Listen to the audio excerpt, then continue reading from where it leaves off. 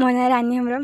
ମୁଁ ମେଟ୍ରିକ୍ରେ 85% ରଖିଥିଲି, ଯାହାଫଳରେ କି ମାର୍କ ତ ଭଲ ରଖିଥିଲି କିନ୍ତୁ ଆର୍ଥିକ ଅବସ୍ଥା ଏତେ ସମ୍ବଳ ନଥିଲା। ତ ମୁଁ ମୂଲ ଭାବରେ କାମ କରିବାକୁ ଯାଉଥିଲି। ଯେହେତୁ ମୋ ବାବାଙ୍କର ଡେଥ୍ ହେଇଥିଲା ତ ମା ଏକୁଟିଆ ସମ୍ଭାଳି ପାରୁନଥିଲେ, ତ ସେଇଠୁ ମୁଁ କାମ କରିବାକୁ ଯାଉଥିଲି। ତ ନିରୁପମା ଆଣ୍ଟି ମୋତେ ତାଙ୍କ ଥ୍ରୁରୁ ହିଁ ମୁଁ ଗଣମାଧ୍ୟମକୁ ପ୍ରକାଶ ହେଇଥିଲି। ତ ସେଥିରୁ ମଧ୍ୟ ମୋତେ ବହୁତ ଲୋକ ଆସିଥିଲେ, ବଦନୀୟ ବ୍ୟକ୍ତି ଆସିଥିଲେ, ମାନେ ସଂଗଠନ ବହୁତ ଗୁଡ଼ାଏ ଆସିଥିଲା। ନିବେଦିତା ମ୍ୟାମ୍, ଯିଏକି ସମାଜସେବୀ ଭାବରେ ଓଡ଼ିଶାରେ ପରିଚିତ, ସେ ମୋତେ ଫାଷ୍ଟରୁ ଲାଷ୍ଟ ଯାଏ ମୋ ସହିତ ଥିଲେ। ଜ୍ୟୋତିରଞ୍ଜନ ଭାଇ ଆସିଥିଲେ ମୋର ଯେତେବେଳେ ମେଟ୍ରିକ୍ରେ 85 ରଖିଥିଲି। ମେଟ୍ରିକ୍ରେ 85 ରଖିଥିଲି। ଆଉ ସେ ଯେଉଁ ନ୍ୟୁଜ୍ରୁ ଦେଖିକି ଭାଇ ମୋ ସହିତ ଯୋଗାଯୋଗ କରିଥିଲେ ଫୋନ୍ରେ। ତ ଆସିକି ସେ ମୋତେ କହିଥିଲେ କି ନିବେଦିତା ମ୍ୟାମ୍ଙ୍କ ସହିତ ସିଏ ହିଁ ମୋତେ ଭେଟ କରାଇଥିଲେ।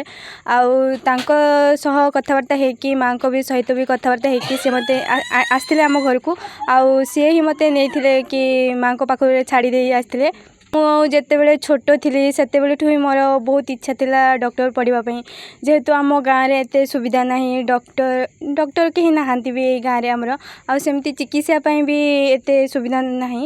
ତ ସେଇଠୁ ମୁଁ ହେଇଥିଲି, ଇନ୍ସପାଇରେସନ୍ ହେଇଥିଲି କି ମୁଁ ଆଗକୁ ଭଲ ପାଠ ପଢ଼ି ଡକ୍ଟର ହେବି, ସେଥିପାଇଁ ବି କାମ କରିବି।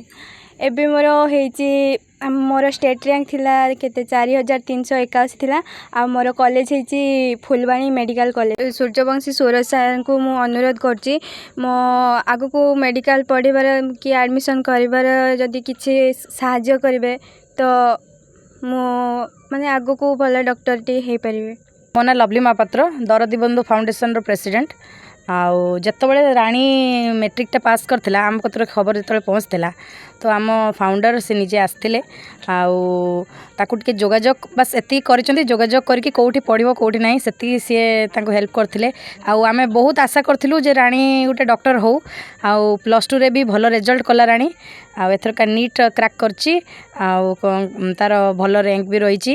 ଆଉ ଆମେ ଆଶା କରୁଛୁ ଯେ ସିଏ ଯେମିତି ତାର ହାର୍ଡ଼ୱାର୍କ କରି ଚାଲିଛି ସେ ନିହାତି ଗୋଟେ ଭଲ ଡକ୍ଟର ହଉ। ମୁଁ ରିକ୍ୱେଷ୍ଟ କରୁଛି ଆମର ଏଜୁକେସନ୍ ମିନିଷ୍ଟର ଶ୍ରୀ ସୂର୍ଯ୍ୟବଂଶୀ ସୁରେଶ ସାର୍ଙ୍କୁ ଯେ ଯେହେତୁ ପିଲାଟି ଭଲ ଏତେ ପର୍ଯ୍ୟନ୍ତ ଷ୍ଟ୍ରଗଲ୍ କରିକି ଆଗକୁ ବଢ଼ିଛି ତ କାଇଣ୍ଡଲି ସେ ତା ଆଡ଼ମିସନ୍ଟା ପାଇଁ କିଛି ହେଲ୍ପ କରନ୍ତୁ, ଯେଉଁଥିପାଇଁ ସେ ପିଲାଟି ଆହୁରି ଆଗକୁ ବଢ଼ିବ ଆଉ ନିହାତି ଆମ ନାଁ ରଖିବ।